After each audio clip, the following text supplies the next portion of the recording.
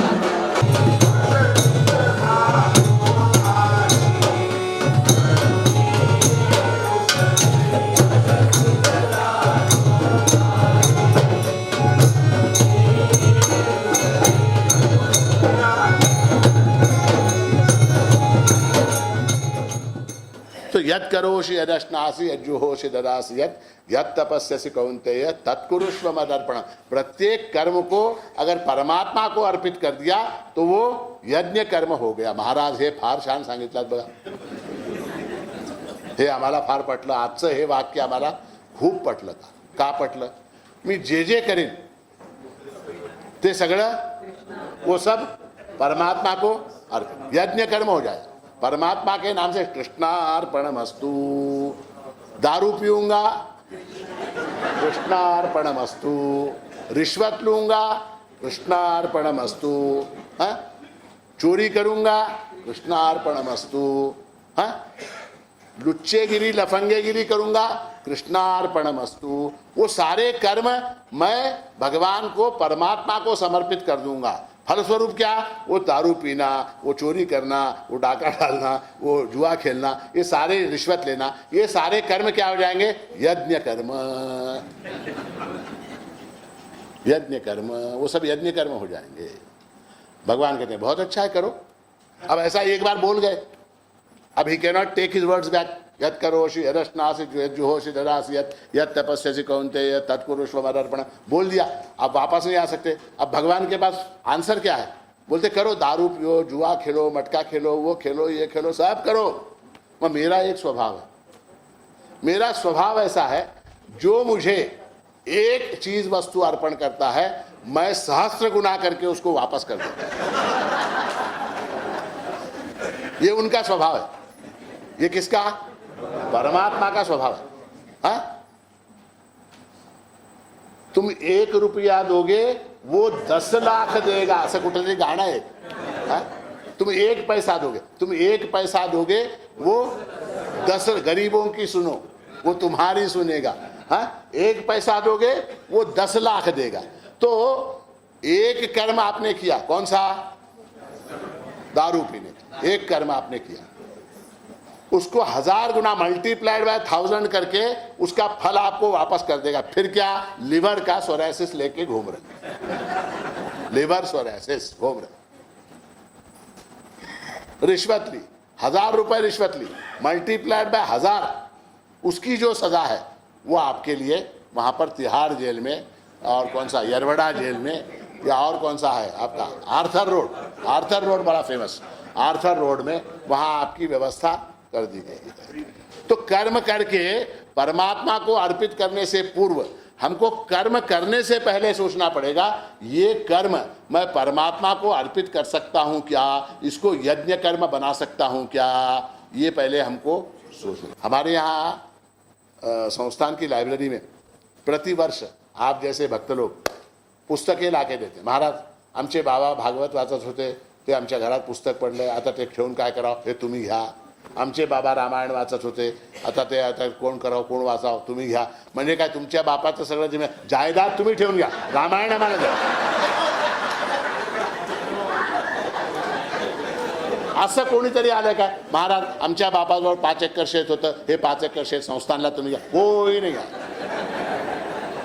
आमच्या सासूजवळ 100 तोळे सोनं होतं, एक 50 तोळे तुम्ही घ्या? कोणी आया नाही. आमची सासू शिवलीला अमृत वाचत होती, महाराज आता वाचणार कोण नाही, हे तुम्ही घ्या. शिवलीला अमृत तुम्ही घ्या, ज्ञानेश्वरी तुम्ही घ्या, रामायण तुम्ही घ्या, भागवत तुम्ही घ्या, सगळं तुम्ही घ्या. ऐसे करके हजारों पुस्तकें हमारे पास इकट्ठी हुई हैं.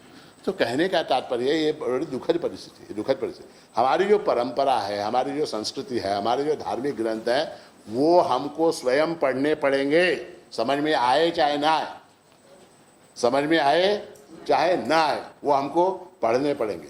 और अपने बच्चों को भी कंपल्सरीली पढ़ाने पड़ेंगे, तभी उनके अंदर संस्कार आएगा. तो ब्रह्म यज्ञ शब्द का अर्थ है वेदों की परंपरा का संरक्षण करना. वेद मतलब भगवत गीता, वेद मतलब भगवत गीता.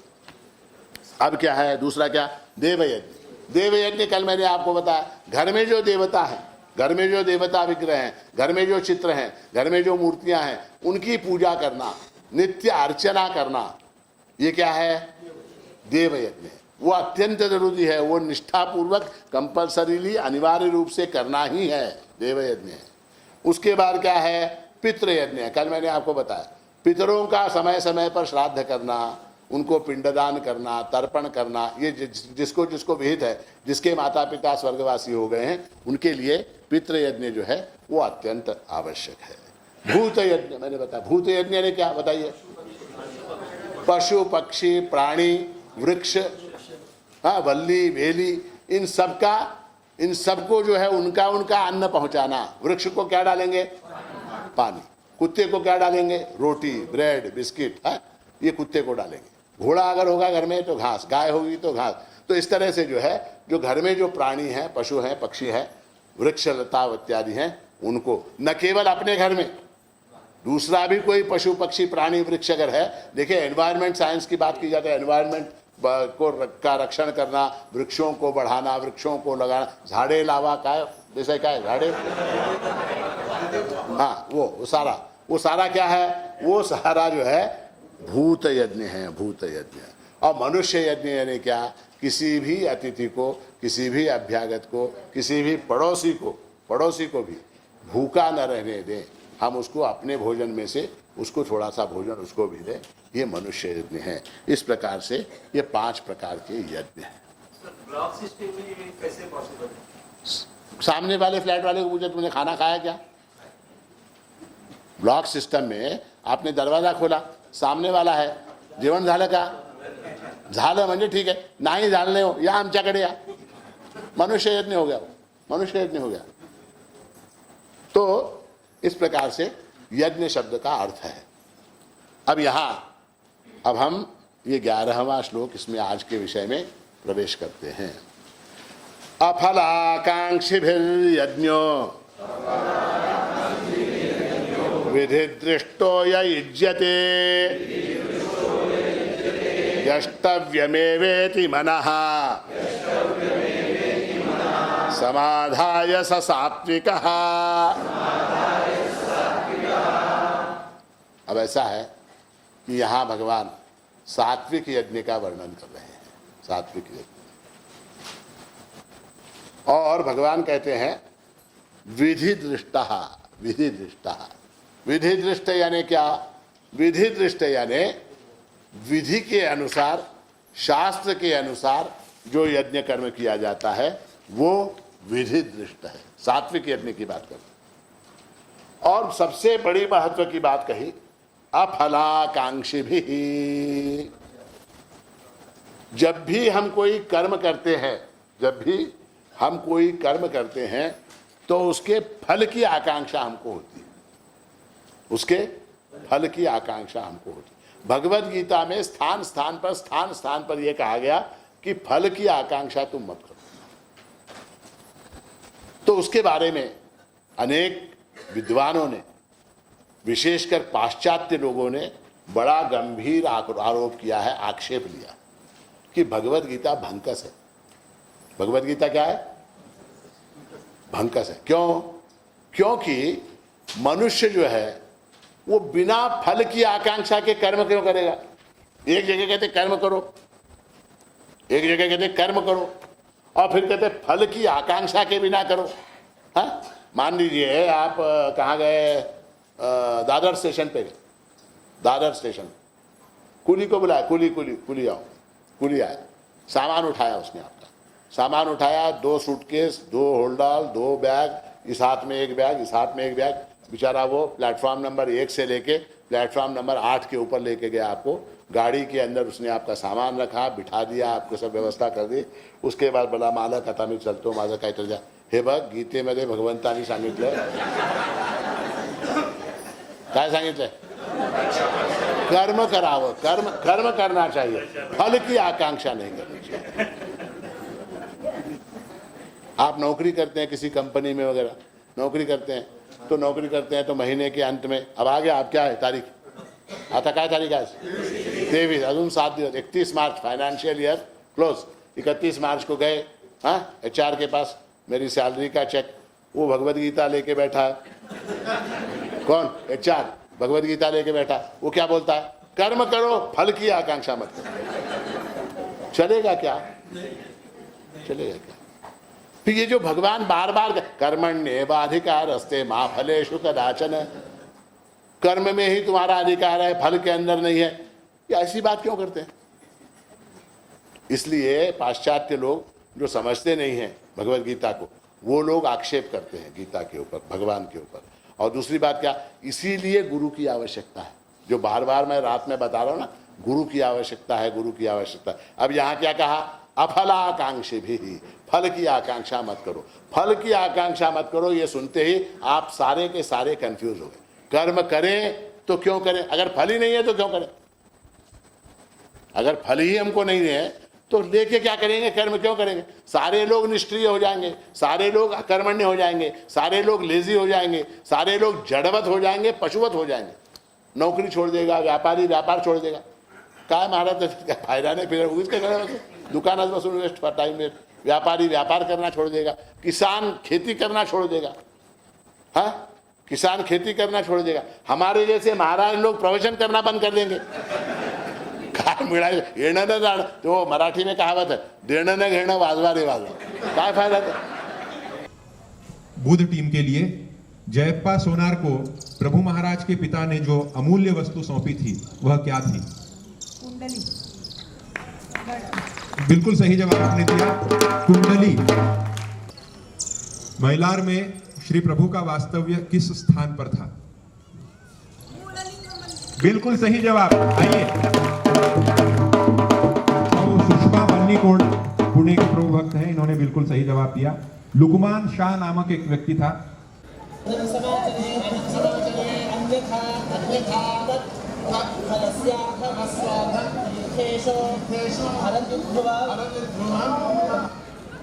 रामेश्वर। बिल्कुल सही जवाब, प्रशांत जी ने सही जवाब दिया है। औदुंबर वृक्ष के नीचे जो शिवलिंग स्थापित है वहां का फोटो है। अगला प्रश्न बुध टीम के लिए।